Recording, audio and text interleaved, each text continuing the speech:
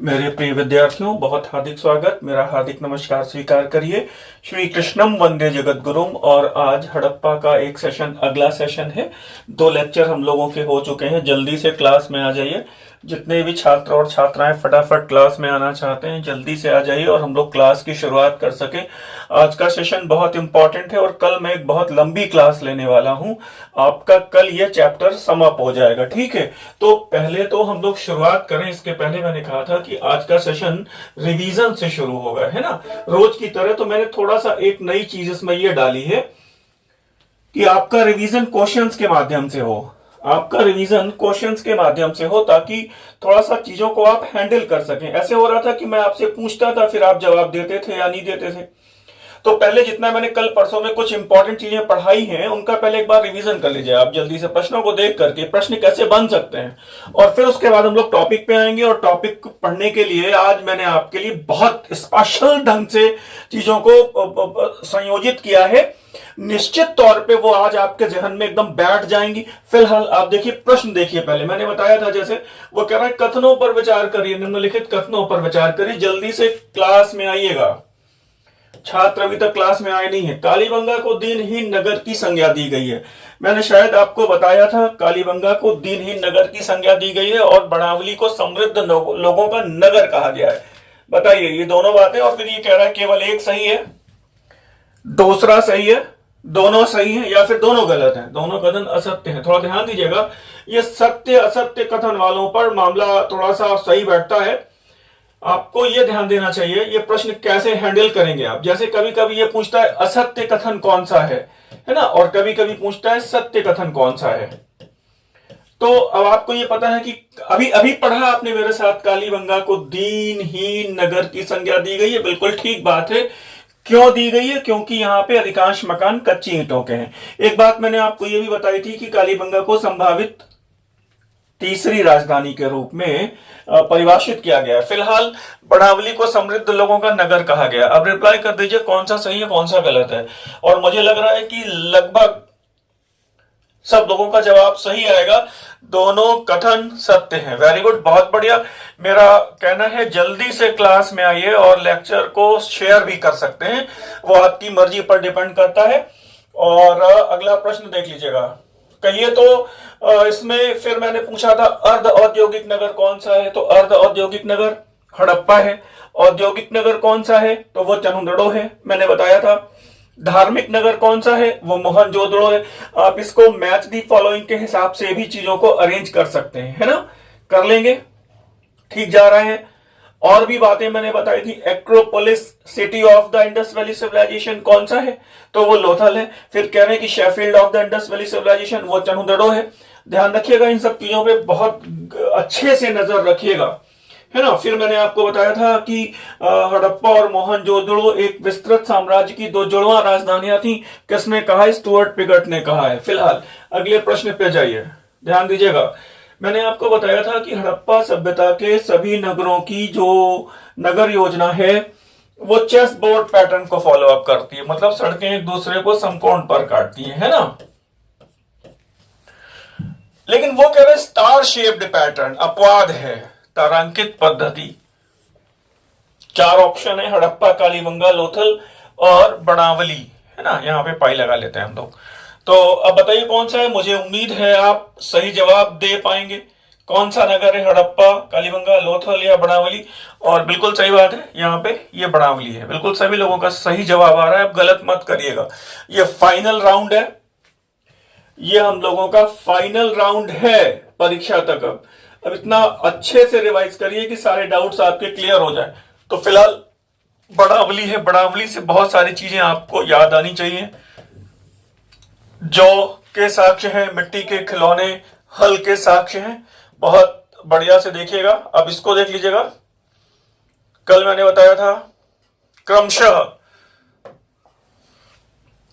क्रमशः मटर एवं तिल की खेती के साक्ष्य मिलते हैं। मटर एवं तिल की खेती के साक्ष्य, तो मटर एवं तिल की खेती के साक्ष्य मिलते हैं तथा चावल के दानों के साक्ष्य मिलते हैं। तो मटर एवं तिल कहां है, तो मटर एवं तिल हड़प्पा है।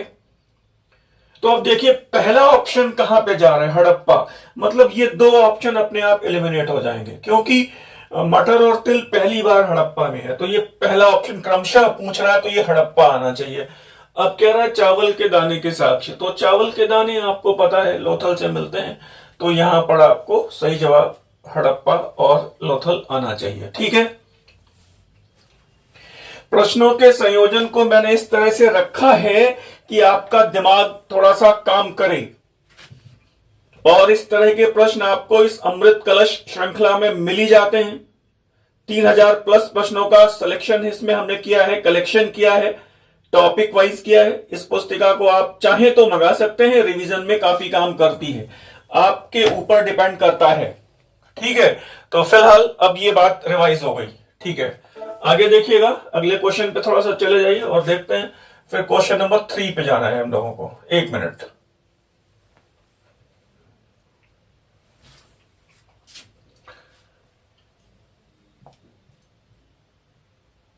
हाँ, क्वेश्चन नंबर 4 पे जाना है, चलें। ठीक है, अब ये बात हमने कंस्ट्रक्शन पैटर्न आपको समझाया था, तो सारी चीजें लगभग क्लियर हुई थी आपकी।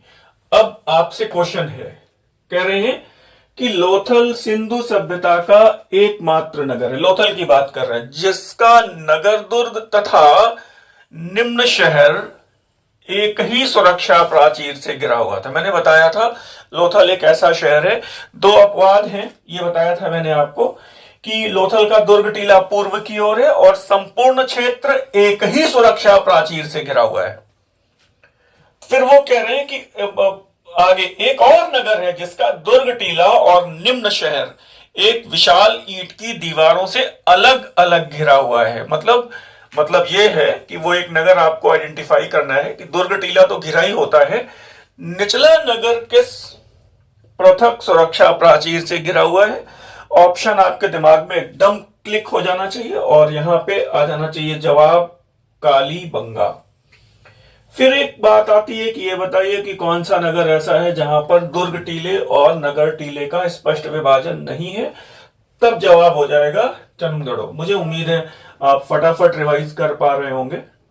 ध्यान दीजिएगा, ये जो सेशन है इतना स्पेशल, अगर आज आप मेरे साथ पूरा लेक्चर देखते हैं तो आज आपको पता लग जाएगा कि सर ने आपके लिए कितना कुछ किया है और भविष्य में सर ने जो कमिटमेंट किया है उससे ज्यादा ही फुलफिल करेंगे, ये निश्चित है। अगर आप भरोसा करते हैं मेरे ऊपर तो फिर ये निश्चित मान के चलिए कि क्लास ऐसी हो जाएगी आपकी भविष्य में कि आपको वहां पर परीक्षा भवन में सोचना नहीं पड़ेगा, सोचेंगे बाद में और उत्तर पहले दिमाग में हिट हो जाएगा।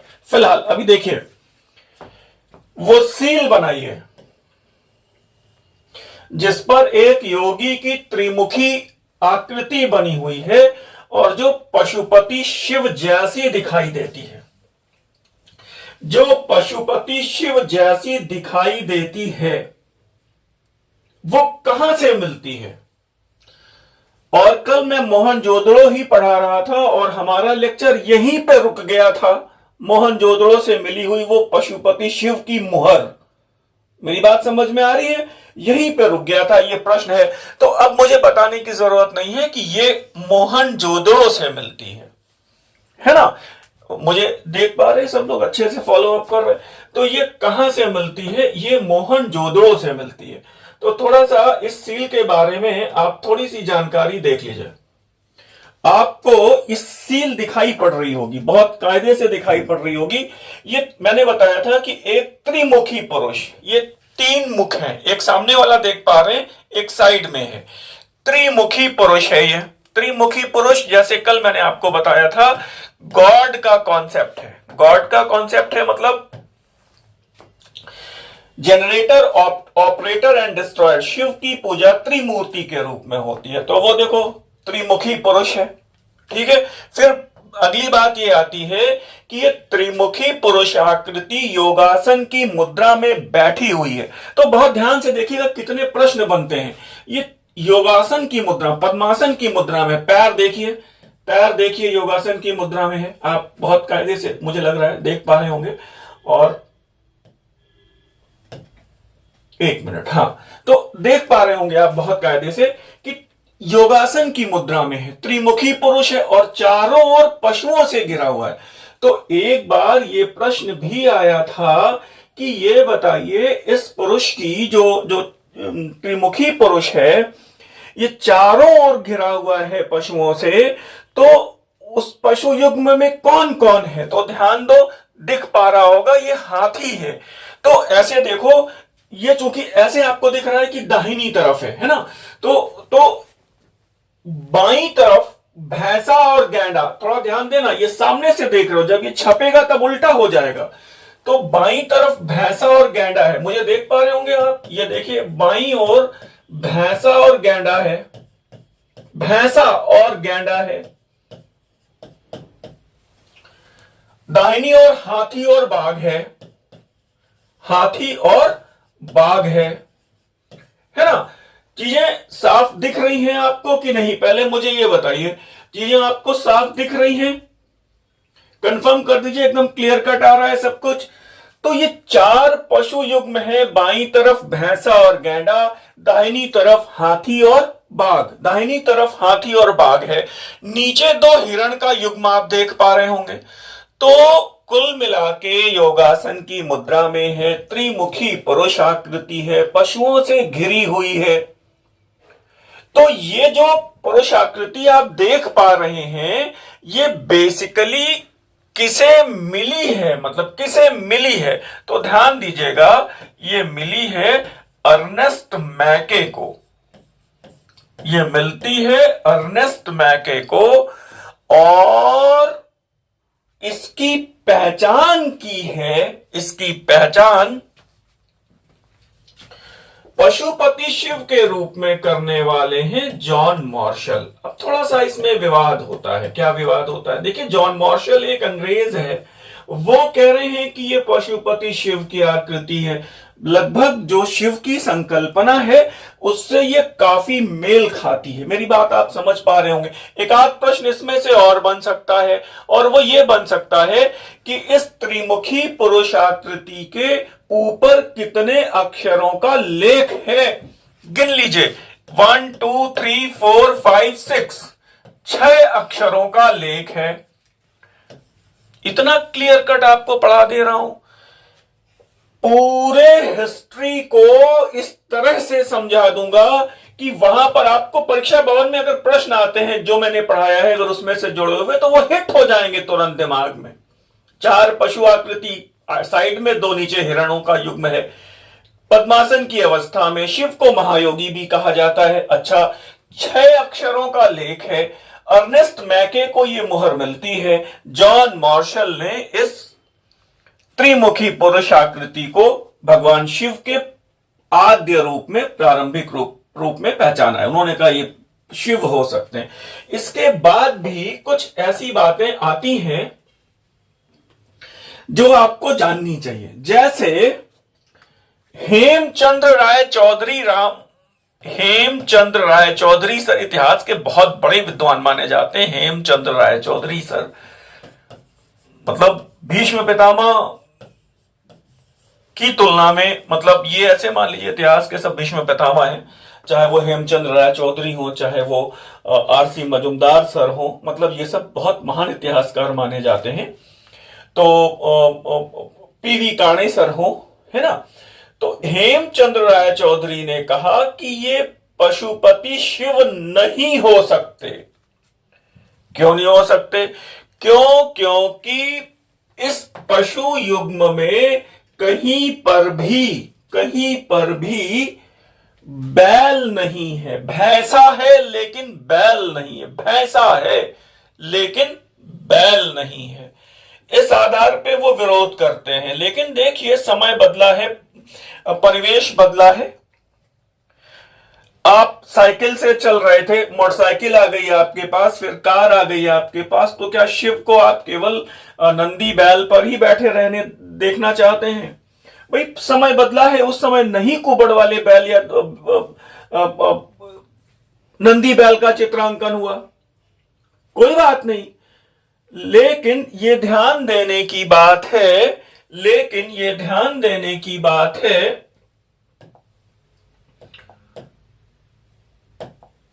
कि वास्तव में इन्हें आद्य शिव के रूप में माना जाना चाहिए। दो बातें मैं आपको और बता देता हूं। किस विद्वान ने इनकी पहचान अग्निदेव के रूप में की है? लीजिए साहब, नया प्रश्न आ गया आपके लिए। किस विद्वान ने स्त्रीमुखी पुरुष की आकृति को अग्निदेव के रूप में पहचाना है? अग्निदेव कौन है, कौन कहता है? तो ध्यान रखिएगा, उनका नाम नोट कर लीजिए, वो है सैलतोरे। हमारी क्लास थोड़ा सा मतलब समझाने में ही बहुत ज्यादा समय जा रहा है। मतलब मैं उस तरह से परंपरागत ढंग से नहीं ले जाना चाहता हूं आपको कि जल्दी जल्दी जल्दी जल्दी सब खत्म हो जाए। थोड़ा 2-4-10 लेक्चर ज्यादा पढ़ लेंगे आप पूरे इतिहास में, कोई बहुत नुकसान नहीं है। थोड़ा टाइम रख के बैठना पड़ेगा, धैर्य के साथ बैठना पड़ेगा। धैर्य के साथ बैठेंगे तभी आप मतलब कंटिन्यू कर पाएंगे, मुझे समझ पाएंगे, क्योंकि बेसिकली ये आपके कैरियर का प्रश्न है। यहां पर एक एक प्रश्न एक एक नंबर पे बहुत भयानक फाइट है। मेरी बात समझ रहे हैं? तो यहां पर बहुत धैर्य के साथ रिवाइज करना होगा। विनम्रता से कह रहा हूं, धैर्य से बैठिए। अच्छा, तो अग्निदेव कौन कहता है? सैलतोरे कहते हैं। शिव कौन कहता है? जॉन मार्शल कहते हैं। किसको मिली? अर्नेस्ट मैके को मिली। अब एक नया प्रश्न और मुझे याद आ गया, इनको सोमदेव कौन कहता है? सोमदेव कौन कहता है? तो इनकी पहचान सोमदेव के रूप में किसने की है? त्रिमुखी पुरुष आकृति जिन्हें भगवान शिव के रूप में माना गया है, उन्हें सोमदेव कौन कहते हैं? तो वो है टी.एन. रामचंद्रन सर, है ना? टी.एन. रामचंद्रन सर। ध्यान दीजिएगा, आज आपको सब कुछ सामने देख पाएंगे। जितनी भी चीजें मैं आपसे डिस्कस करूंगा आज आप सामने देख पाएंगे। तो मुझे उम्मीद है आप पशुपति शिव के आपने दर्शन किए होंगे बहुत कायदे से। अभी तक इतने ध्यान से नहीं देखा होगा तो इन पशु युग्मों को देख लीजिए, शिव को बहुत करीब से देख लीजिए। त्रिमुखी पुरुष आकृति है, सामने वाला 2 फेस इधर है और ये सींग है ना? नीचे 2 हिरण हैं। तो कुल मिलाकर के ये आपका पशुपति शिव को हम लोगों ने हैंडल कर लिया है ना? आगे बढ़ते हैं और अब आते हैं, वो कह रहे हैं हड़प्पा और मोहनजोदड़ो से प्राप्त अन्नागारों में क्रमशः कितने प्रकोष्ठ हैं? अच्छे से पढ़ा होगा तो याद आएगा, अच्छे से नहीं पढ़ा होगा तो नहीं याद आएगा। और हड़प्पा से 12 है, मोहनजोदड़ो से 27 है। तद अनुसार यहां पे देखते ही उत्तर याद आ जाएगा, 12 और 27। 12 और 27 उत्तर याद आ जाएगा। और ये भी प्रश्न आया है कि कहां से सर्वाधिक अन्नागार मिले हैं? वो है मोहनजोदड़ो। ठीक है ना? हमारी क्लास में कुछ बात तो है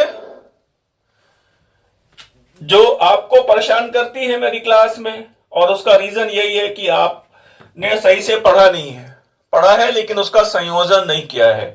ठीक है, अब इस प्रश्न को देखो, इस प्रश्न को लेके बहुत तमाम मतलब कंफ्यूजन क्रिएट हो सकता है। कथनों पर ध्यान दीजिए। असत्य कथन छांटे, है ना? जैसे जब वो सत्य पूछ रहा है और असत्य पूछ रहा है तो ये बहुत ध्यान देना तुम लोग परीक्षा में। अभी तक तो रिवीजन ही चल रहा है, हमारा क्लास ही नहीं शुरू हो पाया आज। अभी तो क्लास ही नहीं शुरू हो पाया। आज का मोहनजोदड़ो पे मैंने छोड़ा था, तो थोड़ा सा कर लीजिए आज रिवीजन, फिर एक आध बार और जब परीक्षा करीब आएगी तब हम लोग फटाफट वाला फास्ट ट्रैक प्रश्न उत्तर वाला रीजन कर लेंगे, है ना? जैसे कहते हैं कि वो फायर राउंड होता है, फटाफट प्रश्न फटाफट उत्तर, ऐसे कर लेंगे। तो हड़प्पावासी लिंग योनि की पूजा कर रहे थे, इस बात के साक्ष्य मिलते हैं? हाँ मिलते हैं साहब, इस बात के साक्ष्य मिलते हैं। तो सत्य असत्य में जो सत्य है उस पर सही लगा लीजिए, जो असत्य है उस पर क्रॉस लगा लीजिए।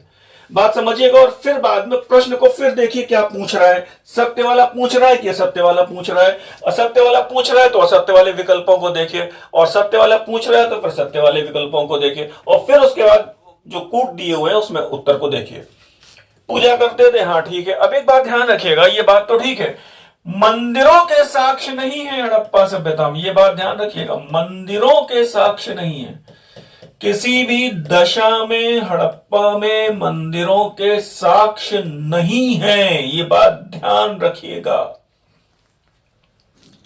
मंदिरों के साक्ष्य नहीं है।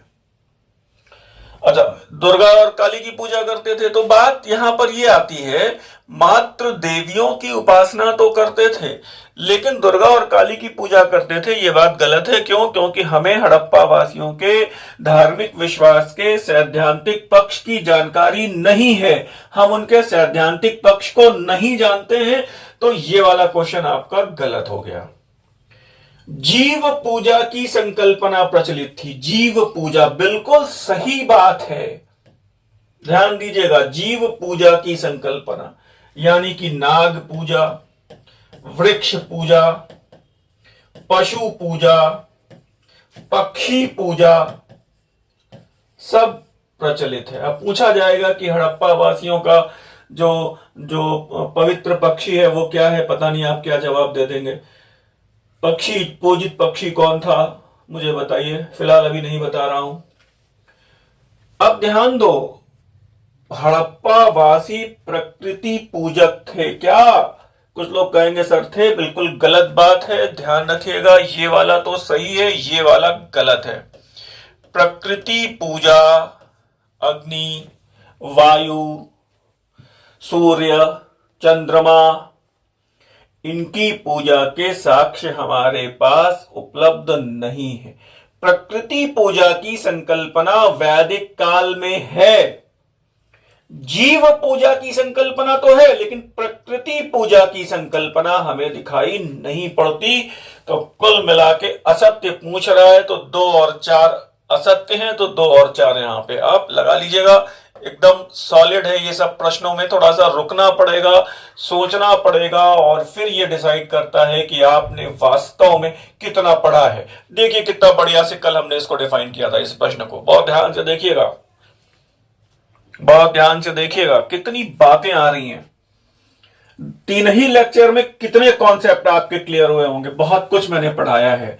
हड़प्पा के भवन निर्माण की एक विशिष्टता थी कि उनके भवनों के दरवाजे जो सड़क की तरफ का अग्रभाग भाव शून्य था। देखिए प्रश्न कितना बढ़िया बना रहे, क्योंकि घरों में प्रवेश सकरी गलियों से होता था जो मुख्य गली से समकोण बनाती थी। इसका मतलब यह है कि हड़प्पा सभ्यता के नगरों के भवनों के दरवाजे किसी भी दशा में मुख्य सड़क पर नहीं खुलते थे, इसलिए सड़कें भाव शून्य सी दिखती थीं, भाव शून्य सी दिखती थी, अग्रभाग भाव शून्य। बिल्कुल ठीक बात है। वो कह रहे हैं हड़प्पा सभ्यता में पर्दा प्रथा का प्रचलन था। अब आपको बात समझ में आ गई होगी, पर्दा प्रथा के साक्ष्य नहीं है, सती प्रथा के साक्ष्य नहीं है, बाल विवाह के साक्ष्य नहीं है, इस तरह के कॉन्सेप्ट हमारे पास है नहीं।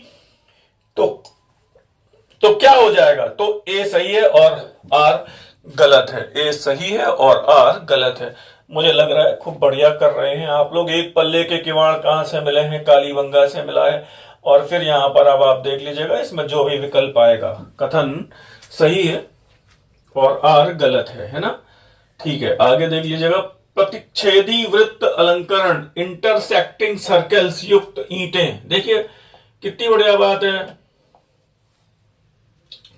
टाइल्स की संकल्पना, पक्का फर्श कहां से मिला है? बिना ऑप्शन देखे इंटरसेक्टिंग सर्कल्स, टाइल्स का कॉन्सेप्ट कहां कहां क्या क्या है आना चाहिए, और ये कालीबंगा से है। ठीक है, और अगला प्रश्न देख लीजिए। और हमें लग रहा है अब तक लगभग सारे लोग आ गए हैं। वक्राकार ईंटें, कर्व्ड सरफेस्ड ब्रिक्स, और ऐसी ईंटें जिसपे कुत्ते बिल्ली के पंजों के निशान है, बताया था। और ऑप्शन चौंदड़ो, देख पा रहे होंगे। सेशन को समाप्त करें। गधे का कंकाल, बहुत अच्छा प्रश्न है भाई। गधे का कंकाल कहां से मिलता है? हड़प्पा से मिलता है। घोड़े का कंकाल कहां से मिलता है? सुरकोटदा से मिलता है। ऊंट का कंकाल कहां से मिलता है? कालीबंगा से मिलता है। बारहसिंगे और गैंडे का चित्रांकन कहां से मिलता है? कल ही सब समझाया है पूरा, और उसी को मैंने प्रश्न के फॉर्म में कन्वर्ट कर दिया है।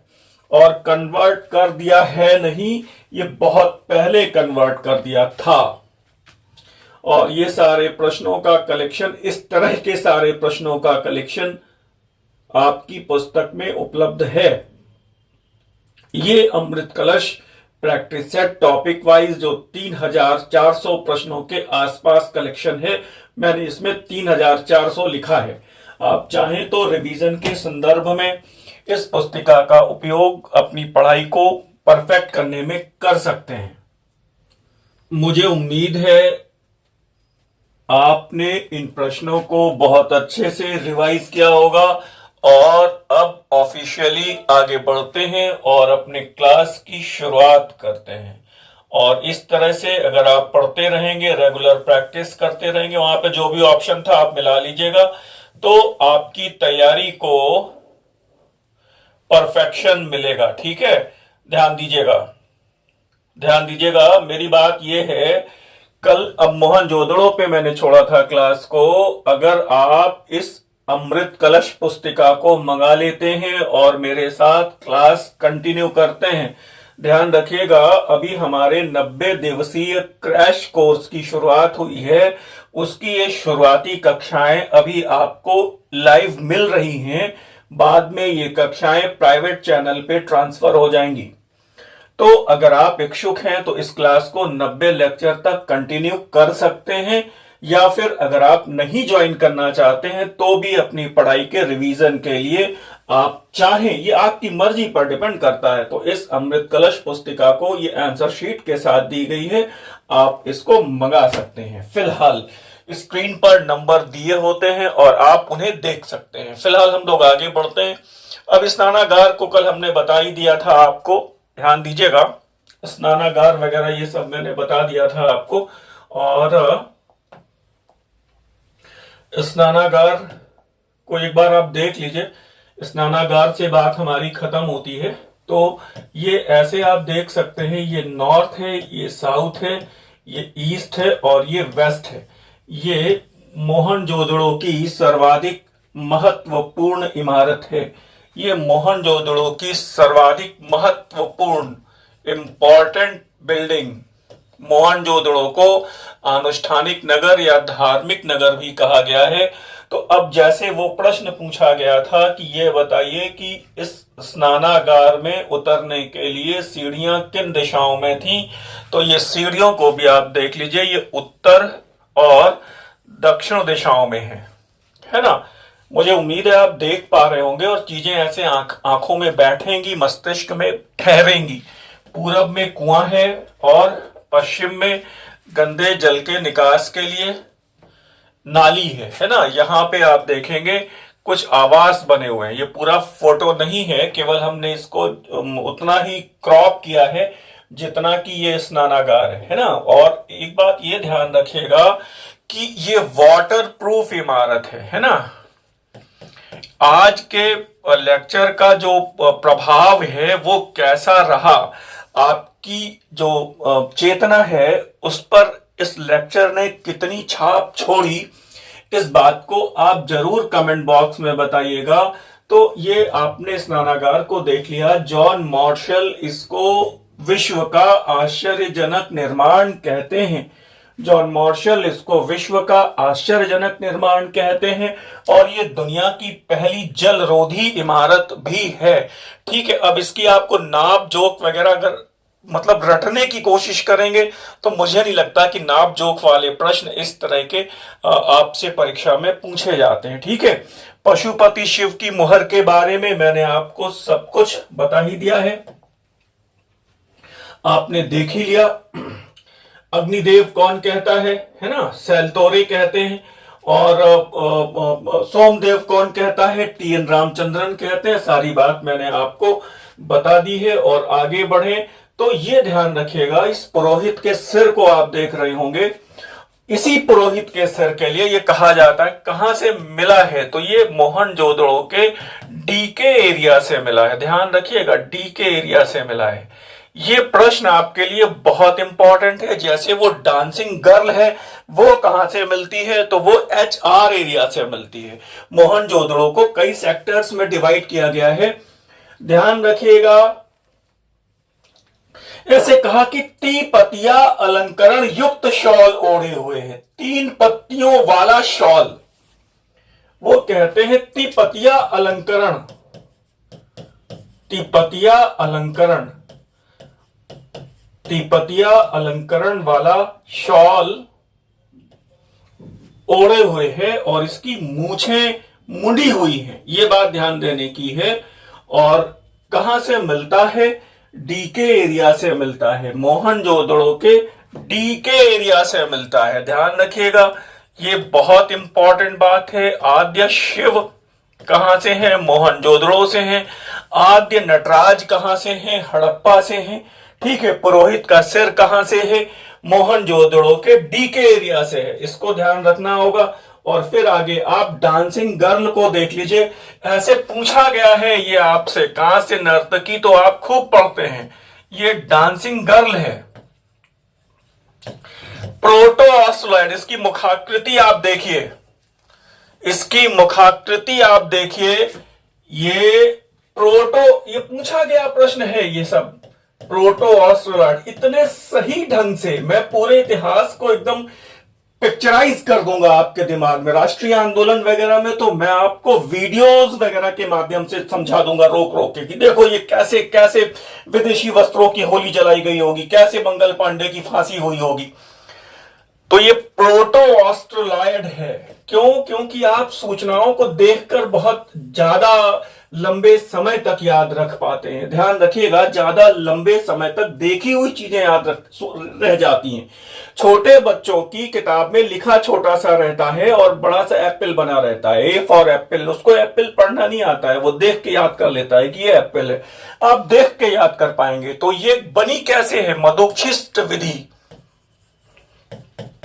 ध्यान रखिएगा, या फिर लॉस्ट वैक्स तकनीक, ये सब आपको पता है, या फिर द्रविमोम विधि, है ना। ध्यान रखिएगा, इससे इसका निर्माण हुआ है प्रोटो ऑस्ट्रोलॉइड। गले में एक हार पहन रखा है जो 3 लटकनों वाला है, ध्यान रखिएगा। और चूंकि इससे जुड़ा हुआ तमाम प्रश्न आया है, ये भी ध्यान रखना पड़ेगा, ये मोहनजोदड़ो के HR एरिया से मिलती है। मुझे लगता है आप इसको देख पाए होंगे और इसको समझ पाए होंगे। फिर ध्यान दीजिएगा, मैंने आपको बताया था, कल नहीं बताया था शायद, हाँ, अब आगे का लेक्चर कंटिन्यू होता है।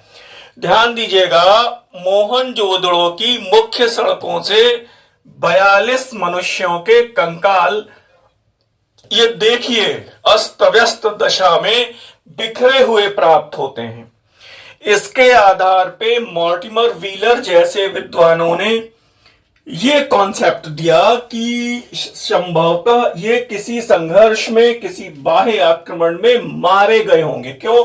क्योंकि ये फेंके गए कंकाल हैं। देख लीजिएगा खूब अच्छे से, अब दिमाग में बैठेंगी ये सारी बातें। मुझे उम्मीद है रिप्लाई कर दीजिएगा। अगर लेक्चर अच्छा लग रहा है तो आपके कॉम्प्लीमेंट आने चाहिए, तो उससे थोड़ा ये लगता है कि भाई मेरा भी हिम्मत बंध जाती है कि भाई बच्चों के लिए, अपने स्टूडेंट्स के लिए जिन्होंने मेरे ऊपर विश्वास किया है, उनको बढ़िया से बढ़िया, बेहतर से बेहतरीन चीजें दी जा सके। फिर ध्यान रखिएगा, ये दिख गया तो अब ये कहते हैं कि किसने, एक प्रश्न ऐसे कभी आया है, किसने इंद्र के आक्रमण को हड़प्पा सभ्यता के विनाश के लिए उत्तरदायी माना? Mortimer wheeler. अब इंद्र, ये प्रश्न उन्होंने अपने आप बना दिया। इंद्र को अभी हम बताएंगे वैदिक काल में, इंद्र को संबंध वो उनके आक्रमणों से जोड़ा जा रहा है। मेरी बात आपको समझ में आ रही है? इंद्र को पुरंदर कहा गया है, दुर्गों का भेदक। और ये निश्चित है ना कि हड़प्पा वासी वो दुर्गों में रह रहे थे, किलाबंद बस्तियां होती थी उनकी। क्लियर हो रही है चीजें? फिर ध्यान दीजिएगा, वो युगल समाधियां, बात हुई थी हमारी लोथल और कालीबंगा से। ये युगल समाधि देख लीजिए आप, युगल समाधियां, ये देखिए युगल समाधियां आप अच्छे से देख पा रहे होंगे। लोथल और कालीबंगा से जो मिली हुई ट्विन बरियल्स कहा जाता है, युग्म समाधियां, जुड़वा समाधियां। तो उनके चित्र भी आप देख लीजिए और यहां पे आप लिख लीजिए, दिमाग में कभी भूलेगा नहीं, लोथल और कालीबंगा। दरअसल आपके पास है स्टडी मटेरियल सब कुछ, बस केवल तरीका नहीं पता है। जैसे खाना बनाने के लिए किचन में सारा सामान हो, है ना, डोसा बनाने के लिए सारा सामान हो, बस उसका तरीका नहीं मालूम है कैसे बनेगा। बोले पिज्जा बन सकता है, सामान सारा घर में है, नहीं बना सकते। सांबर बनाना है, सारा सामान है, तरीका नहीं पता है। सारी सूचनाएं हैं आपके पास, पढ़ना कैसे है बस यही नहीं पता है। और उसी के लिए आपको एक गाइड की जरूरत पड़ती है, ठीक है ना। फिलहाल आगे देख लीजिएगा, एक बड़ी बात और थोड़ा सा मैं बता दूं फिर आगे बढ़ता हूं। ये देखिएगा, ताबूत वाला जो शवाधान है, कॉफिन बरियल, मैंने बताया था सेमेट्री एट हड़प्पा, देख लीजिएगा, है ना। कॉफिन बरियल जिसको कहते हैं काष्ठ पेटिका युक्त शवाधान कहां से मिला है, तो it is from Harappa cemetery H, पढ़ा चुका हूं। आज केवल मैं चाह रहा था कि आप इसको दिमाग में अपने बसा लीजिए। फिर आगे देख लीजिएगा, पॉट बरियल्स, कलश शवादानों के साक्ष्य मिलते हैं। सुरकोटा है, सुरकोटा कलश शवादान, ये देखिए मिट्टी के कलश में अस्थियों को दफनाया गया है, राख को अस्थियों को दफनाया गया है, ध्यान दीजिएगा। अस्थियां दिख रही होंगी आपको, राख और अस्थियां, ये कलश शवाधान है। तो मुझे लगता है कि अब चीजें क्लियर हो रही होंगी, दिख जाने से चीजें क्लियर हो जाती हैं। फिलहाल हम लोग आगे बढ़ेंगे, अभी मोहनजोदड़ो को ही डिस्कशन कर रहे हैं, तो दो तीन बातें थोड़ा सा और देख लीजिए, फिर अभी जरूरत पड़ेगी तो फिर हम लौटेंगे फिर से एक बार। ये देखिए, कालीबंगा का शाब्दिक अर्थ क्या है, काले रंग की चूड़ियां, तो ये काले रंग की चूड़ियां भी आप देख लीजिए, ये मिट्टी की चूड़ियां हैं, कालीबंगा से मिट्टी के आभूषण हैं, ये मिले हुए हैं, आप देखिए। आप चाहे तो इसका स्क्रीनशॉट भी ले सकते हैं, और अभी हम कालीबंगा आपको पढ़ाएंगे ही पढ़ाएंगे। तो ये है, और आगे देख लीजिए थोड़ा सा, ये देखा ही आपने, ये जुता हुआ खेत है जो कालीबंगा से मिला है। सरसों और चना मिश्रित खेती का प्राचीनतम उदाहरण है, मैंने आपको अभी कल परसों बताया था इस बात के बारे में। और अब लौटते हैं हम लोग अपने मोहनजोदड़ो पे, ठीक है। तो मोहनजोदड़ो से थोड़ा आगे बढ़े, और कुल मिला के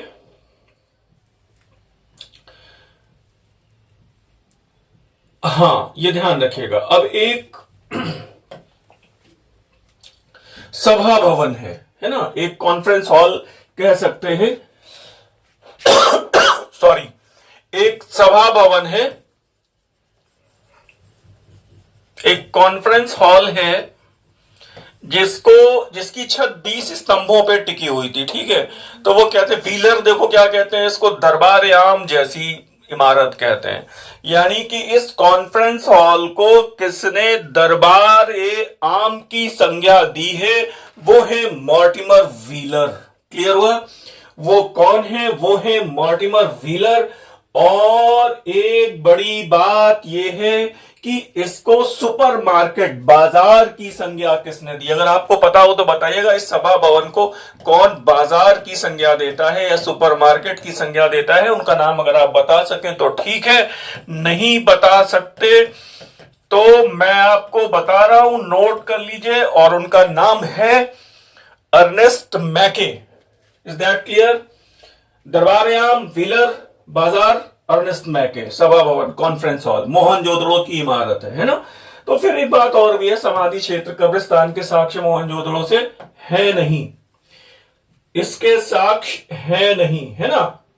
कहां से नर्तकी आपको बताई दिया, वो पुरुष मैंने आपको बताई दिया।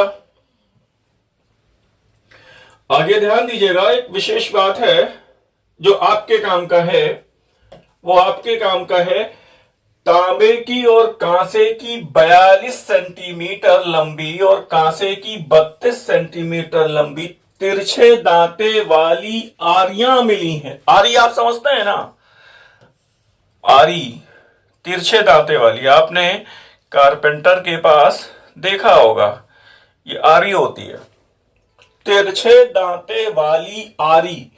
ये विश्व में तिरछे दांते वाली आरी का प्राचीनतम प्रमाण है। कहां से मिला है? मोहनजोदड़ो से। तिरछे दांते वाली आरी का प्राचीनतम प्रमाण विश्व में कहां से मिलता है? तो इट इज फ्रॉम मोहनजोदड़ो, है ना। बात क्लियर हो रही है।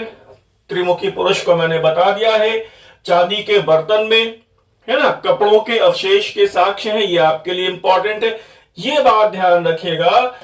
इंफॉर्मेशन बहुत सारी है आपके पास, जो आपके काम की है बस उतना ही पढ़िए आप, बहुत ज्यादा आगे भागने की कोशिश मत करिएगा। ध्यान दीजिएगा, चांदी की थाली और चांदी की चूड़ियां भी मिलती हैं, चांदी की थाली और चांदी की चूड़ियां भी मिलती हैं। ध्यान देने की बात यह है, विश्व के इतिहास के संदर्भ में हड़प्पा वासियों ने विश्व में सर्वप्रथम चांदी का प्रयोग किया।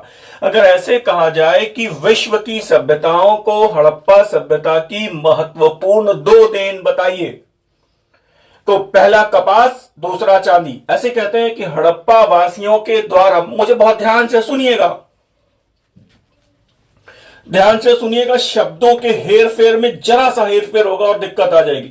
वो कहते हैं कि हड़प्पा वासियों ने सर्वप्रथम किस धातु का प्रयोग किया होगा? जवाब है, हड़प्पा में तांबा ही यूज हुआ है, ठीक है ना। फिर कांसा यूज किया, वो मिश्र धातु है। लेकिन अगर ये कहते हैं कि विश्व की सभ्यताओं के संदर्भ के इतिहास में विश्व की सभ्यताओं के इतिहास के संदर्भ में हड़प्पा वासियों ने सर्वप्रथम किस धातु का प्रयोग किया, तो वो है चांदी। ध्यान रखिएगा, कांसा मिश्र धातु है, कांसा मिश्र धातु है। सुमेरिया की सभ्यता में पहली बार तांबे का प्रयोग हुआ है, विश्व में सर्वप्रथम। विश्व में सर्वप्रथम तांबे का प्रयोग सुमेरिया, विश्व में सर्वप्रथम चांदी का प्रयोग मोहनजोदड़ो, हड़प्पा, जो भी तुम्हारा हड़प्पा सभ्यता का क्षेत्र है मोहनजोदड़ो। मेरे हिसाब से चीजें बहुत क्लियर हो रही होंगी, बात समझ में आ रही है। अच्छा, फिर ध्यान दो, चांदी और वो कपास इसकी विशिष्ट देन है। और फिर अब कालीबंगा के बाद में हम लोग, अभी कालीबंगा को बाद में पढ़ते हैं, पहले मोहनजोदड़ो से जुड़े हुए कुछ महत्वपूर्ण बातों को हम लोग और डिस्कस कर ले। तो एक खास बात है जो अभी पूछा गया आपसे, ये बताइएगा, सीप का पैमाना कहां से मिलता है? ये प्रश्न पूछा गया है, सीप का पैमाना। और ये सब पैमाने और बांट मानकीकृत हैं, तो सीप का पैमाना मोहनजोदड़ो से है, नोट कर लीजिए, है ना, जल्दी से नोट करिएगा। और फिर आगे ध्यान दीजिएगा, वो कह रहे हैं पकी मिट्टी का बना पैमाना कहां से है? पकी मिट्टी का पैमाना कहां से है? तो वो इट इज फ्रॉम कालीबंगा। ध्यान रखिएगा, वो माप तौल से परिचित थे? हाँ साहब, परिचित थे। हमारे पास मापन के लिए पैमाने मिले, तो पकी मिट्टी का पैमाना कालीबंगा से है। सीप का पैमाना मोहनजोदड़ो से है। हाथी दांत का पैमाना कहां से मिला है? तो आप बता सकते हैं, इसका नाम मैं कहिए तो ना बताऊं, लेकिन फिर भी बता देता हूं, और ये लोथल है ना।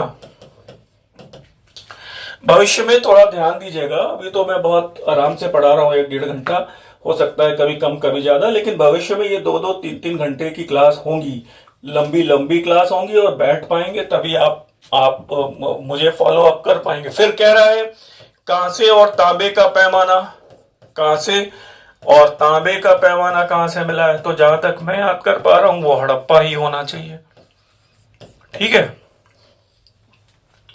तो मुझे उम्मीद है ये बात आपकी क्लियर हो गई होगी, यानी पैमानों से जुड़े हुए साक्ष्य आपके पास आ गए। फिर ध्यान देना, एक बड़ी बात क्या है, वो अगली बात यह है कि मोहनजोदड़ो और लोथल इस मामले में विशिष्ट हैं कि यहां से मेसोपोटामिया की बेलनाकार मोहरें मिलती हैं। मेसोपोटामिया की, बहुत ध्यान से सुनिएगा, मेसोपोटामियाई सभ्यता की बेलनाकार मोहरें कहां से मिलती हैं? तो 2 शहरों से मिलती हैं, एक मोहनजोदड़ो है और यहां से 5 मिली हैं, और दूसरा लोथल है, जहां तक मैं याद कर पा रहा हूं यहां से 3 मिली हैं। ध्यान रखिएगा, हड़प्पा सभ्यता की मुहरों का आकार वर्गाकार है या आयताकार है, स्क्वायर इन शेप और रेक्टेंगुलर इन शेप। किसी भी दशा में हड़प्पा सभ्यता में सिलिंड्रिकल सील्स, बेलनाकार मोहरें नहीं हैं। ध्यान दीजिएगा, जो मिली है वो मेसोपोटामियाई सभ्यता की हैं। तो अब एक अपवाद है यहां पे। अपवाद क्या है? वो अपवाद कहते हैं, ये बताइए कि हड़प्पा सभ्यता की, सिंधु सभ्यता की एकमात्र बेलनाकार मोहर किस स्थल से मिलती है? तो वो कालीबंगा है। देखो, सब कुछ जोड़ जोड़ के बता दे रहे, और इससे बढ़िया आपको कहीं मिल रहा है तो निर्णय लीजिए और कहीं और एनरोलमेंट करिए। अच्छा लग रहा है, आपको लगता है कि मेरे साथ जुड़ सकते हैं, तो मेरे साथ फिर जुड़ जाइए, फिर सोचिए विचारिए मत। इस अमृत कलश पुस्तिका को अपनी प्रैक्टिस में शामिल कर सकते हैं। आपकी मर्जी पर डिपेंड करता है, चाहे तो करें या फिर आपके पास कुछ बेहतर और स्टडी मटेरियल है, प्रैक्टिस सेट, तो आप प्रैक्टिस करें। मतलब कुल मिला के ये है कि आपको प्रैक्टिस करनी है। प्रश्न कहीं से भी मिले, मेरे पास से मिले, कहीं और से मिले, बाजार से मिले, कहीं से भी मिले, लेकिन जो मैं समझता हूं, मेरी बात को थोड़ा सा बहुत सकारात्मकता से लीजिएगा, मैं चाहता हूं कि कम से कम परीक्षा तक आप कम से कम 50,000 प्रश्न हल कर लें। मैं चाहता हूं कहीं से भी मिले कम से कम 50,000। मैंने थोड़ी कुछ ज्यादा बात बोल दी क्या? बिल्कुल नहीं, बिल्कुल नहीं। ध्यान दीजिएगा, 3,400 तो यही है, 2 दिन में यही हल हो जाएगा। और जब मैं पढ़ा रहा हूं लगातार, तो वहां से भी तो प्रश्न बन सकते हैं जहां पे प्रश्न अभी तक पूछे नहीं गए हैं। तो वो तथ्य, वो संकल्पनाएं, वो महत्वपूर्ण संकल्पनाएं भी आपको पता होनी चाहिए। और थोड़ा सा समस्या आती है कि जो आपको पता है उसकी प्रामाणिकता कितनी है, समस्या ये भी है। तो फिर आपको फिर किसी विश्वसनीयता के जो सोर्स है वहां से चीजों को कंफर्म करना पड़ेगा। मेरी बात समझ में आ रही है? तो कम से कम इतना तो कर ले, और मैं कोशिश करूंगा कि जितना मैक्सिमम हो सकता है उतना मैं कराऊंगा आपको। जितना आपका ये क्रैश कोर्स है उसको मैं कराऊंगा। तो रोज रोज की डेट में अगर मैं देखूं तो कम से कम मैं आपसे 100 से ज्यादा इंफॉर्मेशन शेयर कर रहा हूं, डिस्कस कर रहा हूं, जोड़ जोड़ के बता रहा हूं चीजों को। तो ये हो गया तुम्हारा मोहरों का शेप कैसा है। और फिर मैंने बताया था कल भी कि इन मोहरों पर सर्वाधिक किस पशु का अंकन है, वो आपको पता है, वो एक श्रृंगी पशु है। ये सारी बातें आपको मैंने डिस्कस करी थी। एक मुझे और स्टेटमेंट याद आ रहा है, आप चाहे तो इसको नोट कर सकते हैं, और वो केदारनाथ शास्त्री सर का है। बहुत ध्यान से सुनिएगा, ये केदारनाथ शास्त्री सर का व्यक्तिगत मत है। वो ये कहते हैं, ध्यान दीजिएगा, व्यक्तिगत मत है, व्यक्तिगत मत है। वो कहते हैं वैदिक काल की तरह ही, वैदिक काल में आप देखेंगे पुरुष देवताओं का वर्चस्व है ना। वो क्यों है ये मैं वैदिक काल में आपको बताऊंगा। तो केदारनाथ शास्त्री सर कहते हैं कि वैदिक काल में पुरुष देवताओं की तरह ही हड़प्पा सभ्यता में पुरुष देवताओं का वर्चस्व था। अगर ये स्टेटमेंट आपसे पूछता है तो निश्चित तौर पे केदारनाथ शास्त्री सर का है। इस स्टेटमेंट को हमेशा व्यक्तिगत स्टेटमेंट के तौर पे यूज किया जाएगा। जैसे डीडी कौशांबी सर का जो स्टेटमेंट है कि हड़प्पावासी हलों के प्रयोग से परिचित नहीं थे, ये कौशांबी सर के व्यक्तिगत रेफरेंस में यूज किया जाएगा। मॉर्टिमर व्हीलर का स्टेटमेंट, हड़प्पा सभ्यता के प्रशासन का स्वरूप कैसा भी रहा हो, वहां पर धर्म की प्रधानता थी, ये उनके व्यक्तिगत स्टेटमेंट के रूप में यूज किया जाएगा। आज का क्लास थोड़ा सा, मेरा गला थोड़ा सा दिक्कत कर रहा है, मैं आज की क्लास को थोड़ा सा यहीं पर रोक रहा हूं, अनएक्सपेक्टेड रोक रहा हूं, क्योंकि गले में थोड़ा सा दिक्कत हो रही है। कल की क्लास हम लोग थोड़ा लंबी लेंगे। आज मुझे विदा दें, धन्यवाद, नमस्कार।